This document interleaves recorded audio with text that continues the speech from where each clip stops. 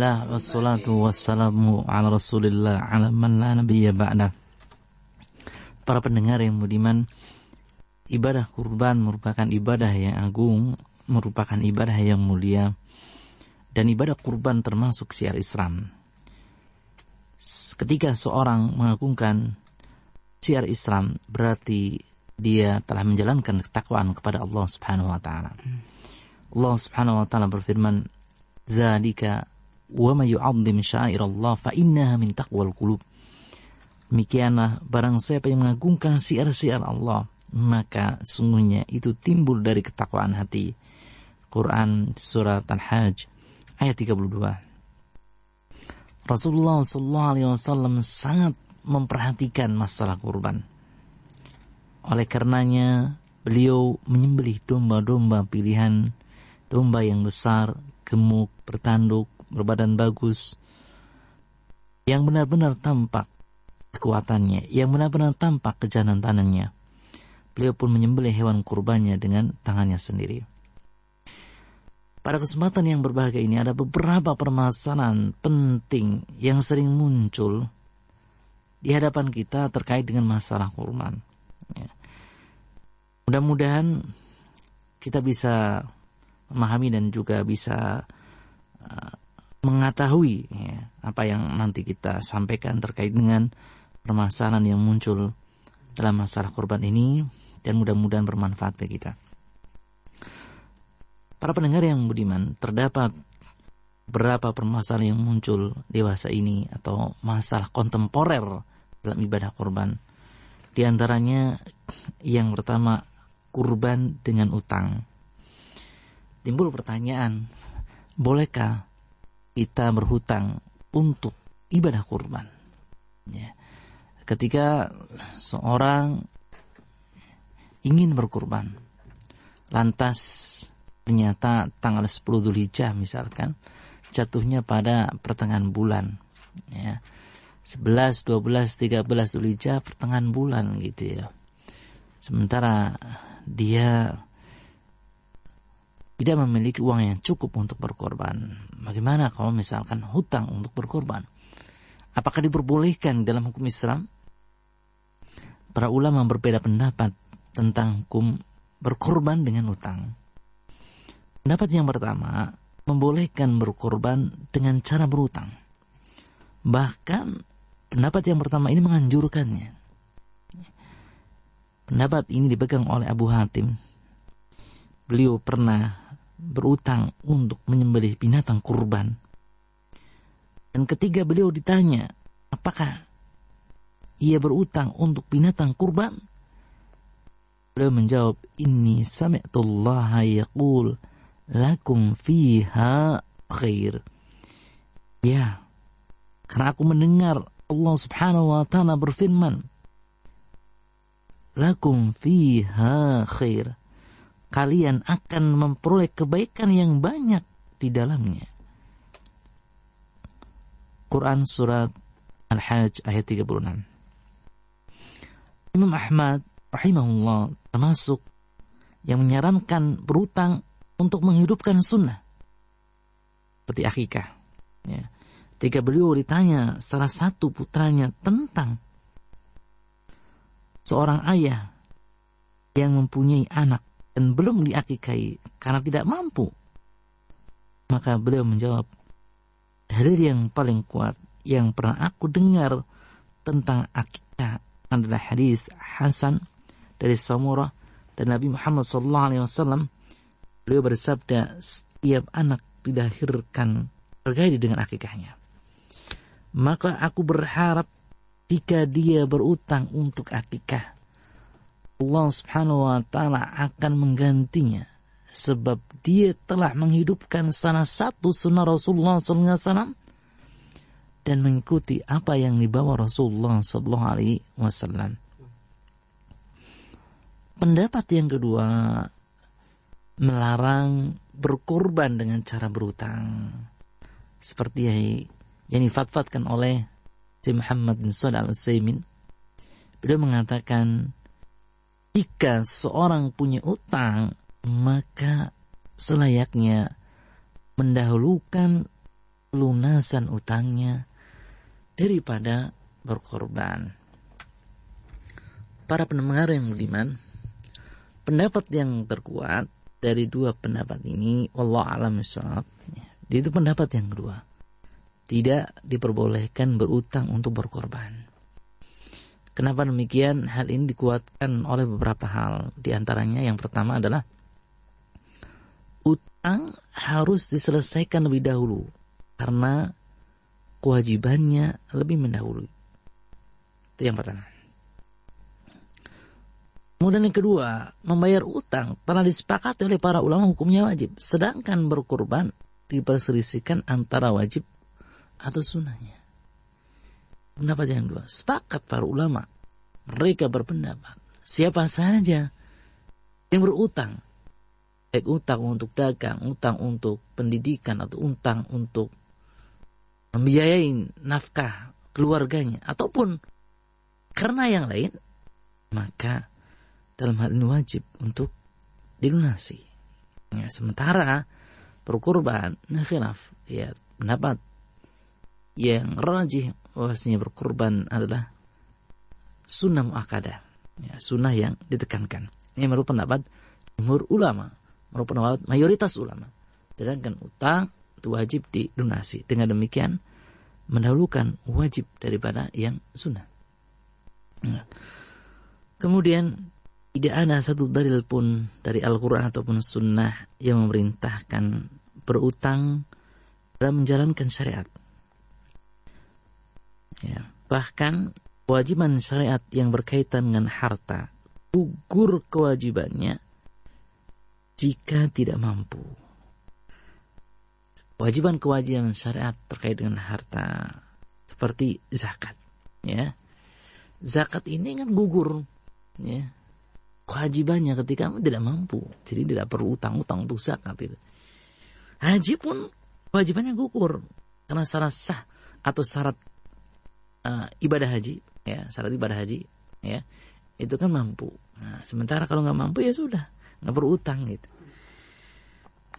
Kemudian alasan yang selanjutnya, berutang memang dibolehkan dalam Islam, tapi tidak berutang, ya, jelas lebih baik karena lebih jauh dari ancaman bagi orang yang mati meninggalkan utang. Ya. Di antara ancamannya, sebagaimana Nabi Muhammad SAW bersabda, nafsul mu'min mu'allaqatun bidainihi hatta yuqta'anhu. Dia seorang mukmin bergantung pada utangnya hingga dia bayarkan. Hadis riwayat Tirmidzi. Para pendengar yang beriman, timbul pertanyaan, kalau misalkan orang yang berutang tersebut ternyata mampu untuk melunasi, gitu ya, ya pas kebetulan pas korban, ya, ternyata belum memiliki uang cukup, tapi bulan depan sudah ada hancer-hancer, ya, ada uang di luar mau dibayar, gitu ya, bagaimana, gitu ya, silahkan saja, gitu. Ada ulama yang berpendapat membolehkannya, ya, seperti disebutkan dalam kitab Al-Iqa al-Maftuh, ya, Al-Iqa al-Bab Maftuh karya Syekh Muhammad Shalih Al-Utsaimin. Beliau katakan, akan tetapi bagi yang berutang dan ia menduga kuat bisa, ya, membayarnya untuk akikah atau untuk kurban, maka diperbolehkan, ya. Beliau Syekh Muhammad Shalih Al-Utsaimin pernah mengatakan bahwa ketika seorang berutang untuk akikah, ya, maka perlu diperinci, ya.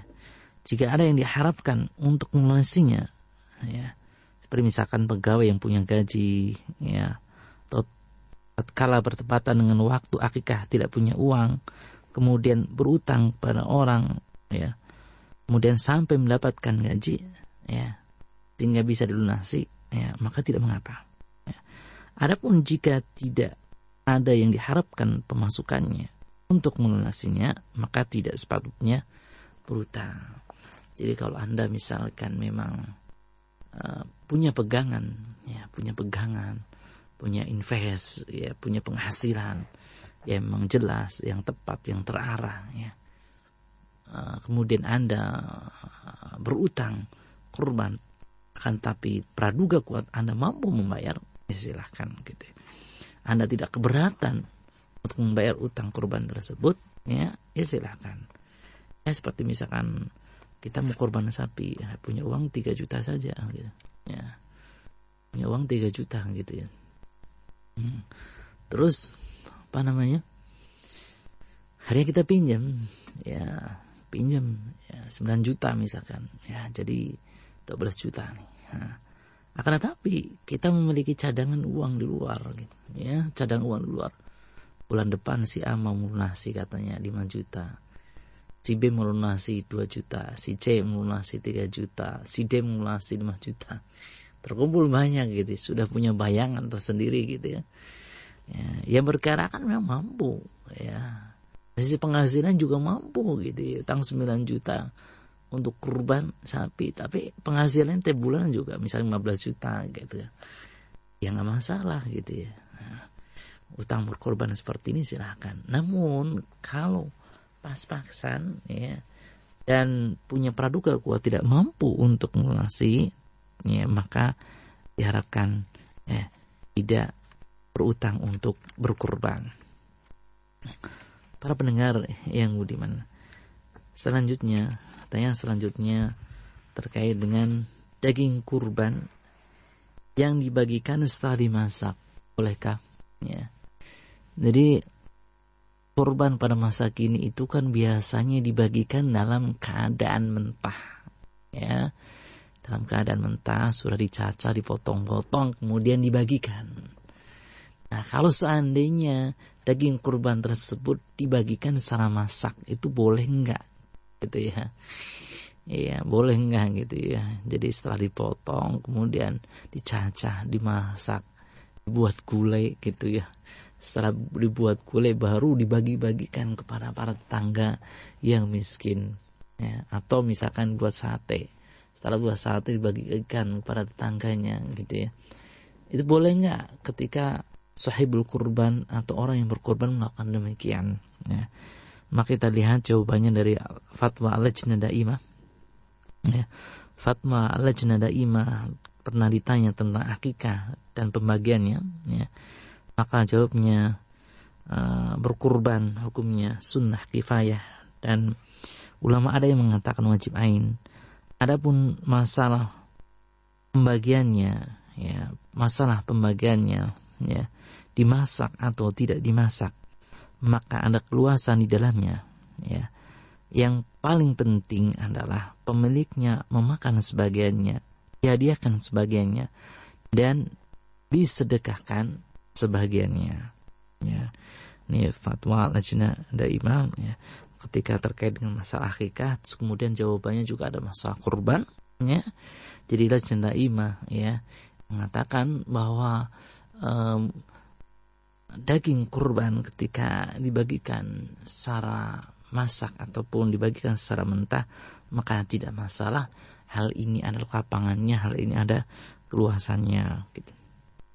Para pendengar yang budiman, kemudian yang selanjutnya adalah kurban online, ya, kurban online gitu. Dunia sekarang kan serba canggih, ya, sarana-sarana teknologi sudah canggih sehingga banyak sekali penawaran-penawaran kurban secara online melalui layanan internet, ya. Kurban untuk ya kaum muslimin di Suriah, atau kurban untuk kaum muslimin di Palestina, atau kurban untuk kaum muslimin yang berada di Rohingya. Nah, ini bagaimana secara hukum Islam, ya. Para pendengar yang budiman, hukum asalnya berkurban itu dilakukan dengan tangannya sendiri di negerinya sendiri, ya. Sebagian daging kurbannya dimakan dan sebagian lain diberikan kepada kaum muslimin, ya, tetangganya, kaum muslimin yang berada di tempat tinggalnya, ya. Ini hukum asalnya. Nah, bagaimana kalau misalkan online, ya, online, ya. Ya misalkan orangnya di Jawa, kurbannya di Bogor gitu ya. Gimana gitu ya? Karena ya pengelola kurban online tersebut Yayasan Islami yang berada di Bogor. Maka hukum asalnya tadi kurban itu ya dengan tangannya sendiri, kemudian dibagikan di negerinya sendiri gitu, di tempatnya sendiri. Namun demikian diperbolehkan kurban online jika memang ada kemaslahatannya, jika memang ada kebutuhannya. Ya seperti misalkan di Suriah, di sana akan kemaslahatannya besar gitu ya. Jadi kurban online tersebut nanti hewan kurbannya ya atau kurbannya, binatang kurbannya ya dibelikan di sana, dibagikan ke masyarakat di sana. Kalau ada kemaslahatannya, ada kebutuhan yang sangat mendesak misalkan, maka hal tersebut diperbolehkan di dalam hukum Islam gitu. Kemudian yang selanjutnya yang sering menjadi pertanyaan adalah daging kurban untuk orang kafir. Apakah diperbolehkan daging kurban untuk orang kafir ya? Lajnah Daimah ketika ditanya masalah ini maka menjawab bahwa boleh memberikan daging kurban untuk orang kafir mu'ahad ya. Orang kafir mu'ahad, orang kafir yang ada perjanjian ya dengan kaum muslimin, ikat perjanjian kaum muslimin yang tunduk dengan aturan-aturan kaum muslimin. Kemudian juga boleh juga memberikan kepada tawanan yang masih kafir ya. Baik karena mereka miskin, kerabat, tangga, atau sekedar melunakkan hati mereka ya. Karena ibadah kurban intinya adalah menyembelihnya untuk mendekatkan diri kepada Allah Subhanahu wa taala dan ibadah kepadanya. Ya, adapun dagingnya ya, maka yang paling afdol adalah dimakan pemiliknya sepertiga, diberikan kepada kerabat, tetangga dan sahabatnya sepertiga, kemudian disedekahkan buat fakir miskin sepertiga. Seandainya pembagian tidak merata atau sebagian yang lain merasa cukup sehingga yang lain tidak mendapatkan daging korban, maka tidak mengapa. Dalam permasalahan ini ada kelapangan, ada keluasan. Akan tapi daging korban itu tidak boleh diberikan kepada orang-orang kafir harbi, orang kafir yang memerangi Islam ya.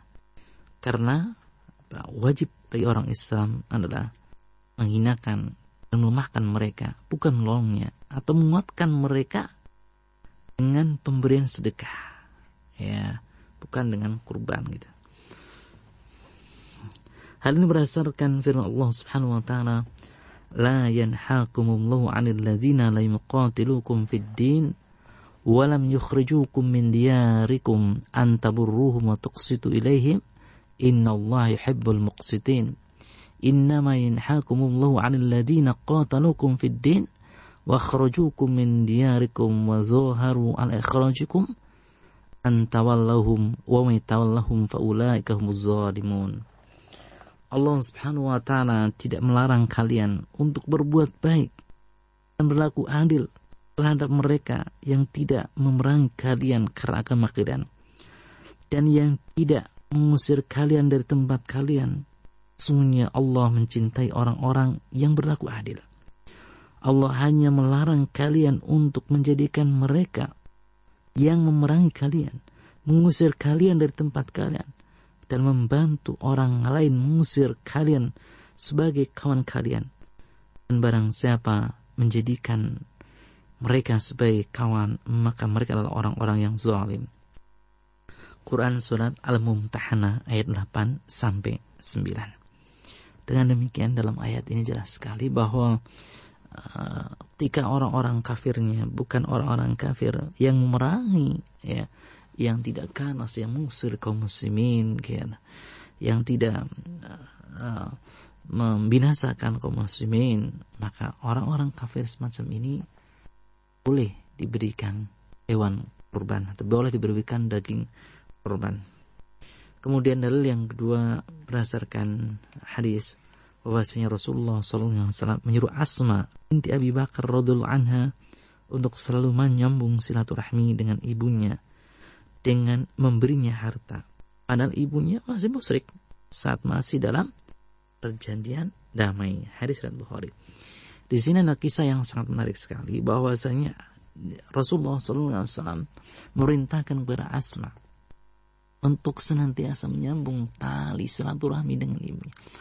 Ibunya dalam keadaan musyrik, ibunya dalam keadaan non muslim, ibunya dalam keadaan kafir.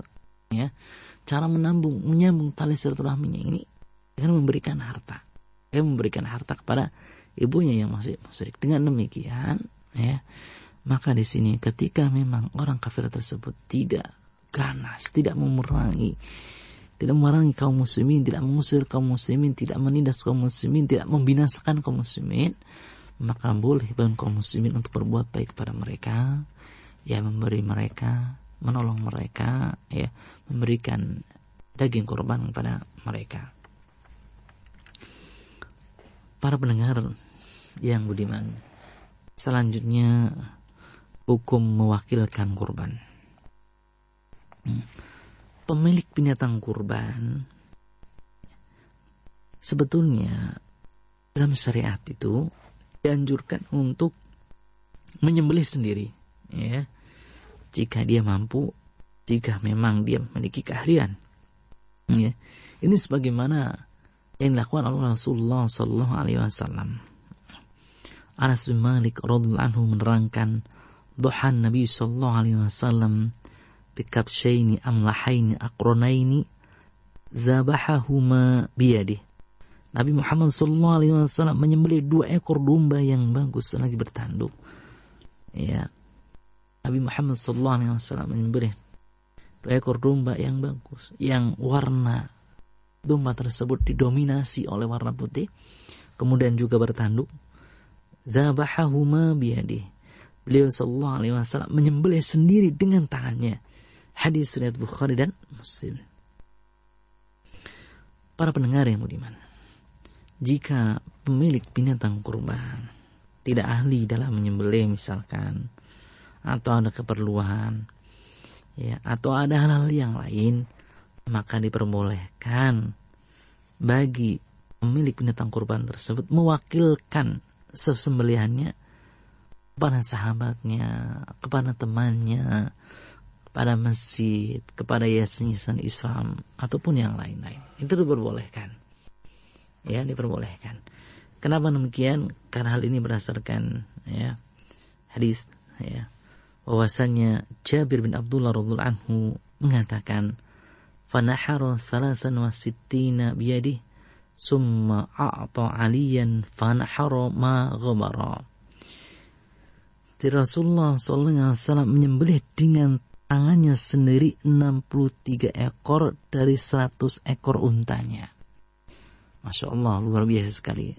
Ya, beliau SAW berkorban 100 ekor unta. Waduh, kalau harga unta 15 juta udah 1,5 miliar gitu kurban Rasul. Kalau harga unta 20 juta udah tahuan lah. Ya, 2M ya. Nah, kemudian beliau sallallahu alaihi wasallam itu menyembelih 63 ekor unta itu sendiri. Ya. Sisanya bagaimana? Sisanya diserahkan kepada Ali radhiyallahu anhu. Ya, Ali lah yang menyembelih. Hadis riwayat Muslim. Dengan demikian, maka, ya, kalau memang pemilik hewan kurban jika punya udzur, sakit, lemah, tua, belum terbiasa menyembelih, karena ngedek-dek misalkan gitu ya, takut dan juga yang lain-lain, ya, atau karena orang yang punya kurban misalkan buta atau mungkin wanita gitu ya, maka boleh mewakilkannya kepada orang lain. Para pendengar yang budiman, selanjutnya sapi atau kambing yang lebih utama. Ya, sapi atau kambing yang lebih utama. Ya. Urutan yang paling afdal, ya, urutan yang paling utama dalam berkorban masih diperselisihkan oleh para ulama. Sebagian mengatakan kambing lebih utama, kemudian sapi urutan kedua, dan unta urutan ketiga. pendapat ini adalah pendapat Imam Malik. Dilandasi oleh kebanyakan kurbannya Rasulullah SAW dengan kambing, dengan domba. Sementara itu pendapat yang lain, dan ini pendapat yang kuat, bahwa yang paling utama adalah unta. Lalu urutan kedua sapi, dan urutan yang ketiga kambing.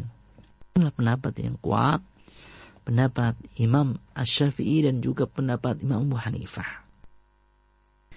Pendapat ini dilandasi beberapa dalil.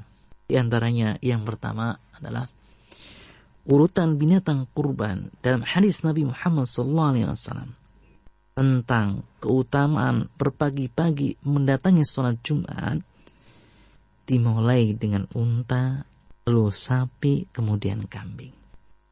Dari Abu Hurairah radhiyallahu anhu, Nabi Muhammad SAW bersabda, "Man ightasala yaumal jumu'ati ghusl janabah, summa raha faka'annama qarraba badanah." Ya, saya ulangi. Man ightasala yaumal jumu'ati ghusl janabah, summa raha faka'annama qarraba badanah. Barang siapa yang mandi pada hari Jumat, kemudian pergi sholat Jumat pada saat pertama, maka seakan-akan ia berkurban unta. Wa man raha fis saati tsaniyah faka'annama qarraba baqarah. Barang siapa yang pergi pada saat kedua, maka seakan-akan ia berkurban seekor sapi. Wa man raha fis saati tsalitsah faka'annama qarraba qabshan aqran. Barang siapa yang pergi pada saat ketiga, maka seakan-akan ia berkurban seekor kambing yang bertanduk. Hadis riwayat Bukhari dan Muslim. Di Rasulullah SAW di sini menyebutkan tingkatan orang yang pergi ke masjid untuk menunaikan sholat Jumat, ya, pahalanya itu berbeda-beda. Kalau saat yang pertama, ya, maka pahalanya seperti orang yang berkurban unta. Saat kedua, maka pahalanya seperti orang yang berkurban sapi. Saat yang ketiga, maka pahalanya seperti orang yang berkurban seekor kambing. Hal ini menunjukkan bahwa kurban unta lebih utama daripada baqarah. Lebih utama dari berkurban sapi.